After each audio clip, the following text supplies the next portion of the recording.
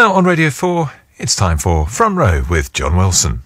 Hello. Robbie Williams has been in the public eye for more than 2 decades. First as a member of the most successful ever British boy band, Take That, and then as the most successful British solo artist of all time.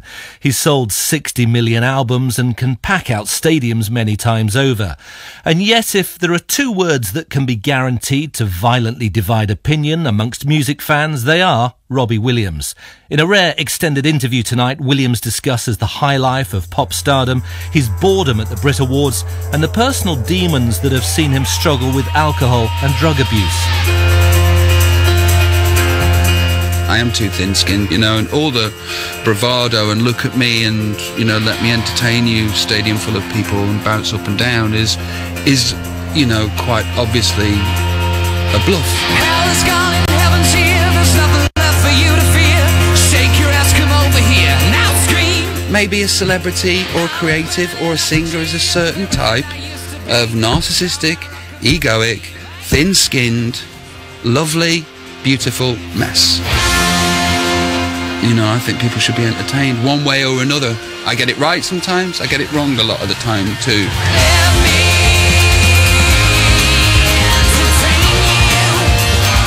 This summer, Robbie Williams is back on the entertainment trail with his first tour in 6 years. He's playing huge venues, including 4 nights at Wembley Stadium. Not bad for a singer who was deemed all washed up just a few years ago. After entering a rehab clinic in 2007, he faded from the limelight until a nervous, bug-eyed comeback performance on The X Factor in 2009. So when he came to the Front Row studio, I put it to Robbie Williams that the title of his most recent album, Take the Crown, was a statement of intent to prove the critics wrong. When you're young, you hope to be menacing in vanity. 6 feet tall, maybe more, bigger now than before. It became a statement of intent because I kind of been meandering for a couple of albums. I always knew where I was going because it was evident, and one project led into another project, one album, one tour, etc, etc, etc. And then I released an album called Rude Box, and it kind of divided the critics. No, actually, it's like all the tabloids, jumped on it and stamped on it, yeah. But all the credible press that I normally don't get much love from. Yeah, you got like 8 stars in the NME, which was quite interesting. Yeah, and Mojo, yeah. Loved it, and I think it was applauding for. It was applauded for trying to do something different, but the tabloid stamped over it, and they have the loudest voice. And I sort of had done 5 albums with me and Guy Chambers, and we'd done Feel and Angels and the Rock DJs, and I kind of was coming to the end of any kind of inspiration for that way of writing, which is sitting down with the guitar or sitting down with the piano. I wanted to make some noise. Some interesting noises. You wanted to be more experimental. And so Rude Box came to pass, and it really did sort of put a big dent in my ego, how it was treated and how it was perceived. And did it hurt? Oh, yeah, of course. So you do take the critic very seriously? Oh, listen, You're a big guy, but you're thin-skinned. Too thin-skinned, I along with being human, there is an element that I am too thin-skinned too, and all the bluff and the bravado and look at me and, let me entertain you, stadium full of people and bounce up and down is, quite obviously a bluff. Yeah. It's the Iron Man suit that I put on when I get up in front of that many people and, choose to be that character.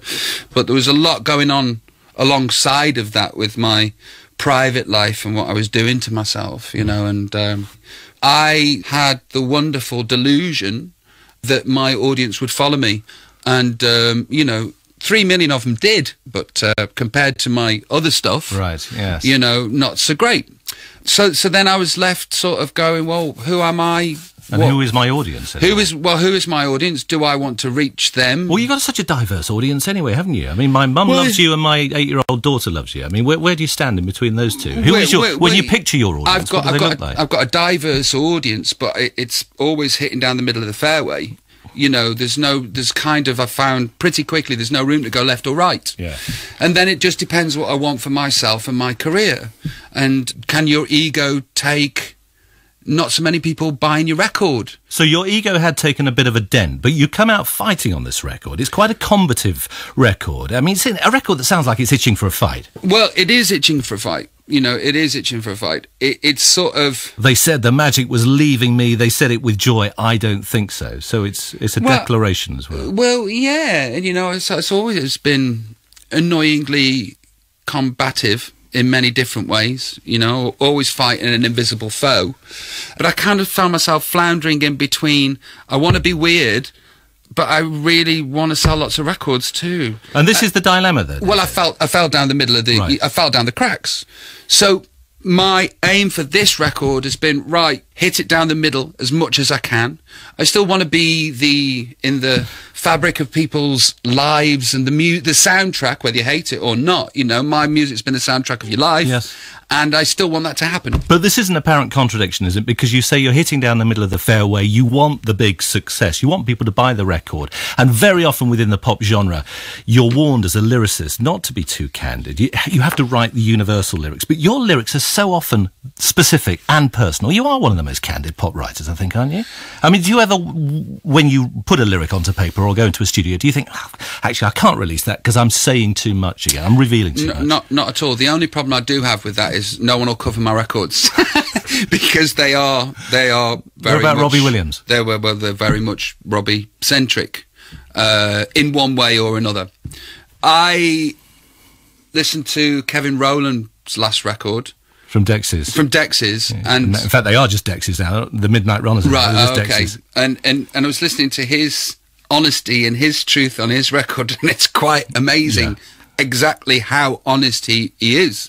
And where he went. You know, I think there's plenty of room for me to go to even more honest places and say exactly what's on my mind, you know. Interesting case in point, though, because he said to me on this programme that he's creating characters there. He's writing vignettes and stories and creating little plays. Now, clearly, they're all informed by his own life, but he's still hiding as an author behind these characters. You're saying that what you're singing about, what you're writing about in your album, this is you. This is you. Well, kind of. It's still they are vignettes of a character too. Well, let me throw some at you. I mean, hunting for you. The stone is set, the die is cast. I am the wreckage of my past. Everything I like's illegal, seductive, addictive, immoral, corrosive. You lay it bare, don't you? Everything I like's addictive. The stone is cast. Yeah, you know, I think that one in particular is me trying to have a Dylan-esque moment just for that rhyming couplet. Right. I wouldn't suggest I'm anywhere near his ballpark, so, you know, no angry Twitters or emails, please. So you're going for the alliteration and the rhythm within those words there? Yeah, but, you know, it's kind the stone is set, the die is cast, I am the wreckage of my past. Good. Well, thank you very much. You know, to me, it's like the cowboy walking into town. So it still is in character, yes, but it is still about me and my life. Are you always writing? Is it a way of, you know, exercising any demons that may be there? I'm not sure. Is it a safety valve? I'm not sure whether it's a case of writing because of the demons that are there. I think it's a case of writing because I like to keep myself busy. And maybe in the past, you know, vanquishing the demons might have had something to do with it, but there's not many demons around these days. I just like to create because it stops me being bored. So you don't have to wait for a deadline. You don't get the call from the record company saying you owe us an album and then you start writing. You're writing constantly. Well, when the wheels fell off in 2007 and I went to rehab and I was ill and I thought, you know, it's the job, it's not worth me doing this. I took 3 years off. And my brain corroded because I was so bored.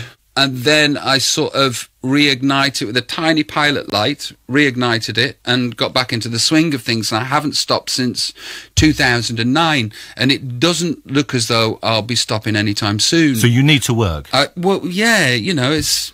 That's the lesson of the last few years. We need to do... I need to do something. If I'm not working, I'm looking something up on the internet about something I could work on, or about an idea I could steal, or a lyric that I could steal, or vice versa. I've always got to be doing something, or else, actually, yeah, I might be doing something destructive for myself if I don't. I haven't thought about it, but that just did appear in my brain that might be what's happening.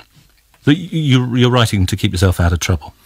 And the pie chart, yeah. I'm sure that's in there. I also write because I've been given the opportunity to be creative in this lifetime, and it's my job, and I get paid for it. And the confrontational Robbie, the provocative Robbie, and the showbiz Robbie come together in your latest release, which is not put out in the conventional sense, but has just been delivered for free on the internet. And it's a song called The Brits 2013, which you wrote with Guy Chambers, who you wrote many albums with and actually stopped working with a few years ago, but you're obviously back reunited with him. And it's a response to the big industry get-together of last week, which you deride. In fact, you savage in song. Yeah. It's, what went wrong that night? Well, first of all, I qualify it with, it's another vignette, it's another character, I am heavily influenced, and always have been since I was a kid, by hip-hop. And hip-hop was influenced by Jamaican boasting and toasting. Yeah. And I slip into character again for this song. It's not who I really am, or...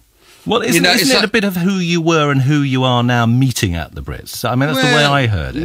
Well, maybe, So it's a VD clinic, only are in it. Yeah. So corporate and dull and professional in it.